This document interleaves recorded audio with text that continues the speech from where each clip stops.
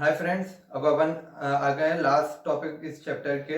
अब इसके पहले अपन ने क्या पढ़ा था कि वो डिफरेंशिएशन क्या थे, फिर अपन ने एमओए एओए इनके बारे में भी थोड़ा समझा था। फिर क्या प्रोसेस थी कंपनी के फॉर्मेशन की, वो क्या थी। सबसे पहले प्रमोशन स्टेज थी। इसमें प्रमोटर सोचता था कि ये आइडिया है, इसको एग्जीक्यूट कर पाएंगे तो टेक्निकल फिजिबिलिटी, फाइनेंशियल फिजिबिलिटी और इकोनॉमिक फिजिबिलिटी। उसके बाद क्या था कि वो सब देख लेता था, नेम अप्रूवल ले आता था, सारे डॉक्यूमेंट्स अरेंज कर देता था। फिर इनकॉर्पोरेशन स्टेज आई थी। इनकॉर्पोरेशन स्टेज में क्या हुआ था कि वो सारे फॉर्मेलिटीज जो थी रजिस्ट्रार ऑफ कंपनी का जाके वो सारी वो कर देता था, फॉर्मेलिटीज फुलफिल कि सब जो डॉक्यूमेंट्स थे वो उनको दे दिए, फिर फीस दे दी तो वो रजिस्ट्रेशन कर लेते थे और फिर एक सर्टिफिकेट दे देते। उसका नाम क्या था? Certificate of incorporation. वो कंक्लूसिव एविडेंस था, ये भी अपन ने पढ़ा था। फिर उसके बाद क्या था? कैपिटल सब्सक्रिप्शन स्टेज आती है, जब अपने को लोगों से कैपिटल लेनी है तो अपन एसबीआई अप्रूवल लेते थे। फिर लोगों को प्रोस्पेक्टस इशू करते थे। प्रोस्पेक्टस मतलब इनविटेशन टू सेल शेयर्स, मतलब मैं बोल रहा हूँ कि यार मेरे को शेयर्स बेचने, आप रुपए दे दो मेरे को, है ना। तो अपन प्रोस्पेक्टस देते थे। फिर वो कैपिटल आता था तो 90% आना चाहिए और ये सब अपन ने देखा था, वो हो जाता था। उसके बाद क्या अपने को राइट मिल जाता था बिजनेस करने का। अब अपन आगे बढ़ते हैं। तो आगे क्या है, जो इंपॉर्टेंट डॉक्यूमेंट अपन ने उसमें पढ़ा था कि इंपॉर्टेंट डॉक्यूमेंट अरेंज करना है। तो इंपॉर्टेंट डॉक्यूमेंट है क्या? तो फर्स्ट इंपॉर्टेंट डॉक्यूमेंट का नाम है memorandum of association. Memorandum of association का शॉर्ट फॉर्म है एमओए, है ना। ये एमओए क्या होता है? MOA is the chartered document of the company. Chartered मतलब किंग, चार्टर्ड फैमिली बोलते हैं ना, रॉयल फैमिली। तो चार्टर्ड फैमिली, तो ये क्या चार्टर्ड डॉक्यूमेंट है। चार्टर्ड डॉक्यूमेंट मतलब जो मेन कॉन्स्टिट्यूशन रहता है ना कंपनी का, वो एमओए होता है। एमओए क्या बताता है कि कंपनी बाहर वाले लोगों से कैसे डील करेगी, मतलब क्या क्या काम करेगी, किस नाम से बुलाई जाएगी कंपनी, कहाँ पे कंपनी का ऑफिस होगा, कंपनी की कितनी कैपिटल होगी, क्या लाइबिलिटी रहेगी, है ना। ये सब कौन डिसाइड करता है? एमओए। तो एमओए क्या है? बुकलेट टाइप रहती है, उसके अंदर बहुत सारे क्लॉज रहते हैं अलग अलग की। नेम क्या रहेगा कंपनी का, अभी क्लॉज इस सीरीज में रहते हैं। फर्स्ट क्लॉज क्या है? Name clause. नेम क्लॉज क्या बताता है कि इस कंपनी का नाम क्या रहेगा। कंपनी इनकॉर्पोरेट हो गई है, होगी तो उसका नाम क्या होगा। जैसे रिलायंस लिमिटेड है तो फर्स्ट अपन एमओए खोलते हैं तो उसमें ऊपर तो क्या लिखा है? Memorandum of association. फिर नीचे फर्स्ट करके लिखा होता है नेम क्लॉज, उसमें कंपनी का नाम, जो भी जिस नाम से कंपनी बुलाई जाएगी वो नाम लिखा हुआ रहता है। अब नेम डिसाइड करते वक्त कुछ मतलब गवर्नमेंट ने वो बता रखी है, ये आपको फॉलो करना पड़ेगा। तो फर्स्ट क्या है कि जो कंपनी का आप नाम रख रहे हो वो किसी दूसरी कंपनी के सिमिलर नहीं होना चाहिए। मतलब वो रिलायंस है तो आप एक और रिलायंस खोल रहे हो यहाँ पे, तो ये अलाउड नहीं है ना। नेम अलग अलग होने चाहिए हर कंपनी के। सेकेंड, अगर आपकी पब्लिक कंपनी है ना, अपन ने टाइप्स ऑफ कंपनी में 3 पढ़े थे, पब्लिक, प्राइवेट, ओपीसी, है ना। तो अगर आपकी पब्लिक कंपनी है तो आपके नाम के पीछे लिमिटेड वर्ड आएगा। जैसे संयम लिमिटेड, अगर मेरी पब्लिक कंपनी मैंने मेरे नाम से खोली तो क्या होगा? संयम लिमिटेड। अगर मैं प्राइवेट खोलना चाहता हूँ तो वो क्या हो जाएगा? संयम प्राइवेट लिमिटेड। उसके नाम के पीछे क्या आ जाएगा? 2 वर्ड, प्राइवेट लिमिटेड। और अगर मैं ओपीसी, मैं अकेला एक जना ओपीसी खोलना चाहता हूँ तो वो क्या हो जाएगा? संयम प्राइवेट लिमिटेड और ब्रैकेट में आएगा ओपीसी, मतलब संयम प्राइवेट लिमिटेड ओपीसी, ऐसा लिखा होगा, है ना। फिर और क्या है? गवर्नमेंट ने बोला कि आपका नाम हमसे सिमिलर नहीं होना चाहिए, मतलब गवर्नमेंट ऐसा नहीं लगना चाहिए कि आप किसी गवर्नमेंट से कुछ संबंध है आपके, ना ऐसा नहीं रख सकते आपकी गवर्नमेंट ऑफ इंडिया लिमिटेड, ऐसा नाम नहीं हो सकता। रेलवे लिमिटेड, आप ऐसे मतलब ऐसा कुछ भी नाम नहीं रख सकते जिससे ऐसा शो हो कि आप गवर्नमेंट से रिलेटेड हो। फिर उन्होंने बोला कि आपके नाम में कॉर्पोरेशन वर्ड इंक्लूड नहीं होना चाहिए, क्योंकि अपन ने क्या कहा था, कॉर्पोरेटिव सोसाइटी क्या होता है? जो लोगों के वेलफेयर के लिए एक्ट करता है, उनका प्रॉफिट अर्न करना मोटिव नहीं है। पर कंपनी का मोटिव क्या? प्रॉफिट अर्न करना। तो आपके नाम में कॉर्पोरेशन लिखा हुआ नहीं आना चाहिए, ठीक है। अब अपन क्लॉज पढ़ते, क्या क्या क्लॉज होता है। सबसे पहला क्लॉज है नेम क्लॉज, हो गया। फिर अगर आपको नेम क्लॉज अल्टर करना है तो अल्टर करने के लिए आपको एक स्पेशल रेजोल्यूशन पास करना पड़ता है। स्पेशल रेजोल्यूशन मतलब कि जो शेयर होल्डर्स है, मतलब ओनर्स है, वो 75% ओनर्स एग्री करने चाहिए कि हाँ ठीक है नाम चेंज कर दो। तो उसको क्या बोलते हैं अपन? Special resolution. तो आपको एक स्पेशल रेजोल्यूशन पास करना पड़ेगा कि भैया ये नाम चेंज कर दो। फिर आप सब एग्री कर लेंगे 75% से ज्यादा, तो आपको वो रेजोल्यूशन लेके आरओसी के पास जाओगे कि सर सबने एग्री कर दिया, नया नाम ये रखना है हमको। तो ये खाली है क्या, ऐसा किसी और का नाम है क्या, बोलेंगे नहीं है, आप रख सकते हो, तो ठीक है आप ये नाम रख लो, ये चेंज हो गया, ठीक है। अब सेकंड क्या अपना सिचुएशन क्लॉज, कि आपका नाम तो पता चल गया, अब आपका एड्रेस क्या है, जहाँ कंपनी का मेन ऑफिस है ना, वो मेन ऑफिस का एड्रेस क्या है, तो वो आपको इसमें लिखना पड़ेगा सिचुएशन क्लॉज में, कि कंपनी का मेन ऑफिस यहाँ पे सिचुएटेड है, इसका पूरा एड्रेस ये है, ठीक है। फिर ऑब्जेक्ट क्लॉज, ऑब्जेक्ट क्लॉज सबसे बड़ा क्लॉज होता है, काइक में एमओएम है, मतलब ये तो छोटे छोटे नाम लिख दिया 2 लाइन खत्म, एड्रेस भी 1 लाइन 2 लाइन में खत्म। ऑब्जेक्ट क्लॉज अच्छा बड़ा 3 4 5 पेज तक जाता है, उसमें कंपनीज क्या करती है, जितने भी काम वो करेगी, मतलब कुछ भी सेल करेगी, बोलो स्क्रैप जो हम माल बनाएंगे उसमें जो कचरा बचेगा, कचरा भी अगर उसको सेल करना है तो उसको एमओए में लिखना पड़ेगा कि हम ये कचरा सेल कर सकते हैं, हम लोगों को एम्प्लॉय कर सकते हैं, हम जो अगर आयरन स्टील बना सकते हैं, हम नमक बना सकते हैं, हम सॉफ्टवेयर सर्विस दे सकते हैं, हम टाटा इसका तो डिजिटल सर्विस दे सकते हैं। टाटा के इसमें बहुत सारी लिखी हुई, टाटा कितने काम करता है, डिजिटल सर्विस, मोटर, कार, वो और इन्वेस्टमेंट, ये भी लिखना पड़ता है कि हम कहीं इन्वेस्टमेंट कर सकते हैं, हम एफडी में इन्वेस्ट कर सकते हैं, ये सब जितने भी काम कंपनी कर सकती है ना, वो सब उसको ऑब्जेक्ट क्लॉज में लिखना पड़ता है। फिर फोर्थ आता है लाइबिलिटी क्लॉज। लाइबिलिटी क्लॉज क्या होता है, लाइबिलिटी क्लॉज मतलब कि कंपनी के जो अपन ने क्या पढ़ा था, लिमिटेड लाइबिलिटी होती है शेयर होल्डर्स की, तो ये इसके अंदर लिखना पड़ता है कि इस कंपनी के शेयर होल्डर्स की लिमिटेड लाइबिलिटी है, ये सब इसमें लिखना पड़ता है लाइबिलिटी क्लॉज में। अब फिफ्थ क्या है, कैपिटल क्लॉज। कैपिटल क्लॉज क्या होता है, कैपिटल क्लॉज में वो लिखा रहता है कि कंपनी की कैपिटल कितनी रहेगी। अब कंपनी में भी एक टाइप की कैपिटल नहीं है, कैपिटल वो 5 टाइप की कैपिटल होती है अलग अलग, है ना। अब सबसे पहले क्या है कि अपन ने जब रजिस्ट्रेशन कराने गए थे आरओसी के पास, तो अपन ने उनको बोला था कि यार हमारी मैक्सिमम कैपिटल कितनी होगी, वो आपको अप्रूवल लेना पड़ता है आरओसी से कि हमारी मैक्सिमम कैपिटल इतनी लगी। तो आज हमने बोला कि यार अपने को 5-10 साल बाद जब अच्छा बड़ा स्केल पे अपन पहुंच जाएंगे तो अब अपने 1000 करोड़ की रिक्वायरमेंट रहेगी, है ना। तो अपन अब आज मेरे को 250 करोड़ की रिक्वायरमेंट है, पर 10 साल बाद मेरे को 1000 करोड़ की रहेगी, तो मैं आज से अप्रूवल लेकर रख लूंगा क्या, जब कंपनी बन रही है तभी मैं अप्रूवल ले लूंगा कि मैं 1000 करोड़ तक के रुपए कैपिटल ले सकता हूँ, है ना। तो अब 1000 करोड़ क्या हो गई मेरी ऑथोराइज्ड कैपिटल, मैंने मतलब उसकी परमिशन ले ली 1000 करोड़ की, वो क्या हो गई ऑथोराइज्ड कैपिटल। ये सबसे मैक्सिमम कितनी ज्यादा से ज्यादा आपकी कंपनी की कितनी कैपिटल हो सकती है, वो होती है ऑथोराइज्ड कैपिटल। फिर सेकंड क्या, इशूड कैपिटल। अब मेरे को आज कितनी जरूरत है, 250 करोड़ की है, तो मैंने पब्लिक को 250 करोड़ के मतलब हाँ 250 करोड़ के शेयर इशू करा है ना, तो 250 करोड़ क्या होगा इशूड कैपिटल, कि मैंने पब्लिक में कितना इशू करा है। अब मैंने तो 250 करोड़ इशू कर दिए, अब पब्लिक जरूरी थोड़ी 250 के 250 ही खरीद ले 250 करोड़, तो उन्होंने पब्लिक ने कितने 240 करोड़ के शेयर्स खरीदे, तो मैंने बोला ठीक है, वो क्या हो जाएगा मेरा सब्सक्राइब्ड कैपिटल, मतलब लोगों ने आपके कितने शेयर सब्सक्राइब्ड करे, वो क्या हो गया सब्सक्राइब्ड कैपिटल। फिर आता है called up capital. Called up capital क्या होती है कि मैंने आज ठीक है अभी 250 करोड़ के शेयर इशू तो कर लिए हैं, पर अभी मेरे को क्या है 120 करोड़ 140 करोड़ के शेयर सब्सक्राइब हो गए अभी, पर मेरे को 120 करोड़ की रिक्वायरमेंट है, क्योंकि अभी लैंड खरीदी है, धीरे धीरे फैक्ट्री बनेगी, जब फैक्ट्री पूरी बन जाएगी फिर 120 करोड़ और चाहिए, तब मैं उनसे और मंगा लूंगा। आज 120 करोड़ मंगा लेता हूँ, 120 करोड़ बाद में मंगवा लूंगा, ठीक है। तो आज मैंने उनको क्या बोला, जो 100 रुपए के शेयर है उस पर आज 50 रुपए आज मेरे को दे दो, 50 आप 6 महीने बाद दे देना, है ना। तो उन्होंने 50-50 रुपए सबसे अपन ने मांगे हैं, तो ये क्या हो गया कॉल्ड अप कैपिटल। मैंने कॉल कितनी करी अभी तक कैपिटल 120 करोड़ मैंने कॉल करी है, तो वो क्या हो गई कॉल्ड अप कैपिटल।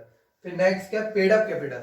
अब मान लो मैंने 120 करोड़ कॉल तो करी है, पर उन लोगों ने पे कितनी करी मेरे को, मान लो किसी ने यार मैंने 50 मांगे थे सबसे, किसी ने 25 ही दिए, किसी ने 30 दिए, किसी ने 40 दिए, है ना, तो वो थोड़ा कम हो गया। तो पेड अप कैपिटल मतलब कितने लोगों ने पे करी मेरे को, वो कितने हो गए 110 करोड़। तो ये सारी पांचों चीजें एमओए में उनको लिखनी पड़ती है कि ये कितनी है, ये कितनी है, ये कितनी है, ये सब आपको एमओए में लिख के फिर आरओसी को सबमिट करना पड़ता है। फिर सब्सक्रिप्शन क्लॉज मतलब कि जैसे कंपनी बनी तो उसको थोड़े रुपए तो चाहिए थे जब वो फीस भरने के लिए, अपने रजिस्ट्रेशन फीस। फिर कैपिटल भी अगर आप ये लोगों से मंगाओगे तो इसके लिए भी पैसे लगेंगे ना, आपको बैंकर अपॉइंट करना पड़ेगा, ब्रोकर अकाउंट अपॉइंट करना, अंडरराइटर अपॉइंट करना है, तो इसके लिए आपको सबके लिए पैसे लगेंगे। तो वो इनिशियल पैसे कहाँ से आएंगे, तो उसके लिए सब्सक्राइबर्स होते हैं, मतलब जो अपने प्रमोटर है या डायरेक्टर्स है वो सबसे पहले पैसे वो देते हैं कंपनी को, ये थोड़े पैसे आप एज ए शेयर, मतलब सबसे पहले शेयर हम ले लेते हैं थोड़े, उससे कंपनी के पास पैसे आ जाएंगे, उससे कंपनी पब्लिक इशू कर पाएगी, इशू से जो रुपए आएंगे उससे बिजनेस चल जाएगा। तो जो सबसे पहले कैपिटल में इन्वेस्ट करते हैं वो कहीं में लिखा था सब्सक्रिप्शन क्लॉज में कि यार हम इतने इतने स्टार्टिंग में इन्वेस्ट करने चाहते हैं, ठीक है। अब इसको इजीली लर्न कैसे कर सकते हैं अपन, ये कितने 6 थे टोटल। फर्स्ट क्या है, नेम क्लॉज, नेम क्लॉज ऐसे हो गया। सेकंड सिचुएशन क्लॉज, ये आपका रजिस्टर्ड ऑफिस का एड्रेस। फिर थर्ड ऑब्जेक्ट क्लॉज कि ऑब्जेक्ट क्या है। फिर फोर्थ क्या है, लाइबिलिटी, मतलब लाइबिलिटी अपने पे ऑफ करनी पड़ती है, ये ऑब्जेक्ट के बाद लाइबिलिटी क्लॉज। फिर कैपिटल क्लॉज और ये सब्सक्रिप्शन क्लॉज, ठीक है। एक बार और, सबसे पहला नेम क्लॉज, सिचुएशन क्लॉज, फिर ऑब्जेक्ट क्लॉज, लाइबिलिटी क्लॉज, फिर कैपिटल क्लॉज, लास्ट क्या है, सब्सक्रिप्शन क्लॉज। ओके, अब अपन एमओए क्या पढ़ा था अपने, चार्टर डॉक्यूमेंट है, मतलब कॉन्स्टिट्यूशन है ना। अब एओए क्या होता है, एओए सेकंड टाइप का जो मेन आईएमपी डॉक्यूमेंट बोलते हैं कंपनी का, वो एओए होता है। एओए क्या बताता है कि कंपनी उसके अंदर जो भी काम हो रहा है वो कैसे मेंटेन करेगी, उसके अंदर कैसे क्या रूल्स फॉलो होंगे, कोई गलती करेगा तो उसको क्या पनिशमेंट मिलेगी, ये सब उसमें रूल्स बोल सकते हैं ना, कंपनी के जो रूल्स है, मैनेजमेंट रूल्स, वो एओए होता है ना। एओए में क्या लिखा होता है, rights of share holder. Rights of share holder मतलब शेयर होल्डर्स के क्या क्या राइट रहेंगे, वो क्या क्या कर सकते हैं, क्या नहीं कर सकते, वो सब इसमें लिखा रहेगा। सेकंड, प्रोसीजर ऑफ अलॉटमेंट, कि जो शेयर्स कंपनी एप्लीकेशन आई थी शेयर्स की, तो कंपनी उनको अलॉट कैसे करेगी सब जनों को, तो क्या क्या प्रोसीजर फॉर अलॉटमेंट। फिर थर्ड क्या, procedure for transfer of shares, मतलब जो शेयर्स अपन ने बेच दिया, अपन किसी को सेल करने हो शेयर या किसी को बाय करने हो, तो उसका क्या प्रोसीजर होगा, वो भी एओए में लिखा रहता है। Procedure for appointment of directors और एम्प्लॉय, अगर किसी डायरेक्टर को अपॉइंट करना है या किसी एम्प्लॉय को अपॉइंट करना है तो उसका क्या वो प्रोसीजर रहेगा, कौन इंटरव्यू लेगा, कितने दिन की कुछ, मतलब आपको पहले एडवांस पेमेंट या सब उसमें लिखा हुआ रहेगा कि क्या क्या कंपनी के रूल्स है और क्या क्या फॉलो होने चाहिए इस केस में। फिर procedure for winding up, winding up मतलब कंपनी बंद करनी, तो कंपनी को अगर बंद करना है आपको तो क्या क्या प्रोसीजर पूरे फॉलो करने पड़ेंगे, ये भी एओए में लिखा रहता है। 7 क्या, पेमेंट ऑफ डिविडेंड, अगर आपको डिविडेंड पे करना है तो कैसे पे करोगे, डायरेक्ट बैंक अकाउंट में जाएगा या फिर कैश पेमेंट होगा, ये सब इसमें लिखा हुआ रहता है पेमेंट ऑफ डिविडेंड में। ये क्या होगा, सेकंड टाइप का इंपॉर्टेंट डॉक्यूमेंट। अब थर्ड क्या, अपना प्रोस्पेक्टस। प्रोस्पेक्टस पिछली वीडियो में भी अपन ने देखा था। प्रोस्पेक्टस क्या होता है कि वो इन्विटेशन टू पब्लिक है, पब्लिक को अपन इन्वाइट कर रहे हैं कि आप आओ और हमारी कंपनी में पैसे लगाओ, है ना। तो वो क्या है, invitation to public on behalf of company, ये क्या है, invitation to public on behalf of company. और इनविटेशन अपन काहे के लिए दे रहे हैं, इनविटेशन टू सब्सक्राइब, कि आप सब्सक्राइब करो हमारा कैपिटल, इसलिए हम इनवाइट कर रहे हैं आपको, ठीक है। ये 3 मेन वो गए। अब इसमें अपन डिफरेंशिएशन देखते हैं कि एमओए क्या और एओए में डिफरेंशिएशन क्या होता है। ये मेनली ये भी आ सकता है एग्जाम में। अब डिफरेंशिएशन क्या क्या बेसिस पे, फर्स्ट नेचर, कि नेचर क्या होता है। तो सबसे पहले एमओए का नेचर क्या बोला था मैंने, एमओए का नेचर क्या होता है, वो चार्टर डॉक्यूमेंट है कंपनी का या कॉन्स्टिट्यूशन है ना। पर एओए क्या है, बाय लॉ है। बाय लॉ मतलब उसमें रूल्स लिखे हुए रहते हैं कि क्या क्या रूल्स फॉलो होंगे, है ना। ये नेचर हो गया। Second, scope. स्कोप मतलब एमओए का स्कोप क्या, वाइड है, क्योंकि वो पूरी कंपनी का ऑब्जेक्ट और पावर ये कंट्रोल कर रहा है। पर एओए का ऑब्जेक्ट क्या है, वो सिर्फ रूल्स और रेगुलेशन ही देख रहा है, क्या क्या रूल्स है, क्या रेगुलेशन है, क्या प्रोसीजर है, ये सब देखता है एओए। फिर स्टेटस, कि सबसे ऊपर कौन है, एमओए है, उसके नीचे आता है एओए। तो स्टेटस क्या हो गया, एमओए का सुपीरियर स्टेटस और एओए का इंफीरियर स्टेटस एमओए से कंपेयर करें तो। फिर लीगल इफेक्ट, अगर आप एमओए में जो लिखा हुआ है उसके अलावा कुछ करते हो तो उसको नल मतलब नील माना जाएगा, कि वो उसका कुछ इफेक्ट ही नहीं है कंपनी के ऊपर, है ना। और अगर आप एओए के अगेंस्ट कुछ करते हो, एओए में जो नहीं लिखा है वो कर रहे हो या फिर उसका कुछ उल्टा कर रहे हो, तो आपको पनिश किया जाएगा और उसको वाइड नहीं माना जाएगा, मतलब उसको नील नहीं माना जाएगा, उसका इफेक्ट होगा पर उस पर आप पनिशमेंट जो भी लिखी हो एओए में वो आप दे सकते हो, ऐसा रहता है। फिर कंपल्शन, अगर आपको एओए एमओए आपको प्रिपेयर करना कंपलसरी है कंपनीज एक्ट में, पर एओए आप चाहो तो कंपनीज एक्ट में 99 उन्होंने एओए बना के रख रखे हैं कि टेबल एफ करके, टेबल एफ ऑफ कंपनीज है 2013 में 99 ड्राफ्ट बने हुए एओए के, कि आप कुछ भी 99 में से जो आपको अच्छा लग रहा है एओए वो आप सिलेक्ट कर लो, आपको अलग से अपना बनाने की जरूरत नहीं है, पर एमओए आपको अपना खुद का बनाना पड़ेगा। रिलेशनशिप, अगर रिलेशनशिप क्या है, एमओए कंपनी और आउटसाइड पार्टी के बीच में रिलेशनशिप एस्टेब्लिश कर रहा है, पर एओए क्या कर रहा है, कंपनी और उसके इंटरनल मैटर्स के बीच में रिलेशनशिप एस्टेब्लिश कर रहा है। ओके। और अल्टरेशन, अगर आपको कुछ अल्टरेशन करना हो तो एमओए के लिए आपको एक तो स्पेशल रेजोल्यूशन चाहिए, मतलब 75% लोग एग्री होने चाहिए, और सेकंड गवर्नमेंट आरओसी से भी अप्रूवल लेना पड़ता है कि हम एमओए में चेंज कर रहे हैं तो हमको अप्रूवल चाहिए, तो आरओसी या गवर्नमेंट से अप्रूवल लेना पड़ता है। पर एओए के केस में नहीं लेना पड़ता है, आप जो चेंज करना है तो चेंज कर दो और बस, ठीक है। अब choice of form of business, अपन ने अभी तक क्या 5 टाइप ऑफ बिजनेस पढ़ तो लिए, तो अभी कोई आए और बोले यार भैया मेरे को स्टेब्लिश करना है, तो आप क्या बताओगे कि यार कौन सा स्टेब्लिश करना चाहिए, किसके ज्यादा फायदे है, कौन किस टाइम पे ज्यादा फायदेमंद रहता है। तो लास्ट में क्या बता रहे अपन कि अपन किस बेसिस पे चॉइस करेंगे कि कौन सा फॉर्म ऑफ बिजनेस अपने को चालू करना है, ठीक है। फर्स्ट क्या, nature of business. Nature of business मतलब कि आप किस टाइप का बिजनेस करना चाहते हो, कि जिसमें अगर किसी ऐसा बिजनेस है जिसमें आपको पर्सनल अटेंशन देना है या कंज्यूमर के साथ डायरेक्ट इंटरेक्शन बिठाना है, तो उसके लिए आपको क्या करना पड़ेगा, सोल प्रोप्राइटरशिप या एचयूएफ या पार्टनरशिप ऐसी, मतलब जिसका डायरेक्ट कंज्यूमर के साथ आप बात कर पाओ या डायरेक्ट इंटरेक्ट कर पाओ, ऐसा बिजनेस है तो आपको ये सोल प्रोप्राइटरशिप, एचयूएफ और पार्टनरशिप ऐसी चालू करनी पड़ेगी। पर अगर आपको मतलब कंज्यूमर के साथ ज्यादा इंटरेक्ट नहीं करना, आप तो बस बेच रहे हो और कंज्यूमर ले रहा है, उसका कोई इंटरेक्शन रिक्वायर्ड नहीं है, तो आप कंपनी स्टैब्लिश कर सकते हो, ठीक है। फिर कैपिटल कंसिडरेशन, मेन यही चीज है, अगर आपको ज्यादा कैपिटल रिक्वायरमेंट है तो आपको कंपनी स्टैब्लिश करनी पड़ेगी, अगर कम है तो आप लिमिटेड रिसोर्सेज में इसमें आ ही जाता है, सोल प्रोप्राइटरशिप, पार्टनरशिप और ये एचयूएफ में।